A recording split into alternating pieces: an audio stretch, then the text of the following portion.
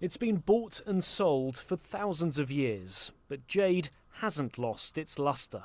This personal collection of 136 artifacts was pieced together over 40 years, and now the owner has passed it on to an Oriental art gallery in New York to sell. He was buying at auction, he was buying privately, he was buying in Japan, he was buying in New York, he was buying in Europe, and it was his great passion.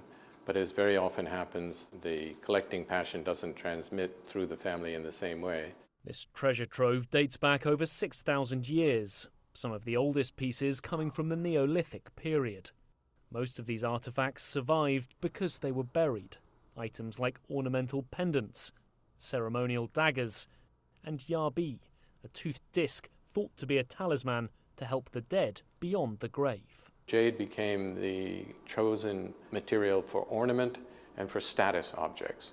People want what they cannot have, and they particularly choose to have pure white jades, which are hard to find, and the more common colors are less sought after and are made into more simple shapes. This is a taper, but this is based on an ancient bronze form from the Western Zhou period. Lark Mason runs an online auction site. He's seen growing international interest in Asian antiques, and he says ongoing demand, not just from China, has kept jade in fashion and fueled a rise in prices. Jade has this deep resonance within Chinese culture, and by extension, it's become valuable and esteemed within other cultures who have dealt with China, other people. So there are plenty of people who have no real connection with China that understand this is a special type of stone.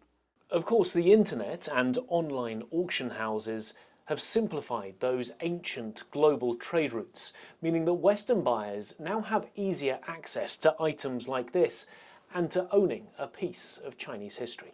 But aesthetics aside, collecting can be costly.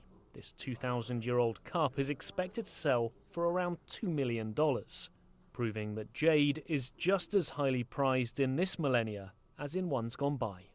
Nick Harper, Channel News Asia, New York.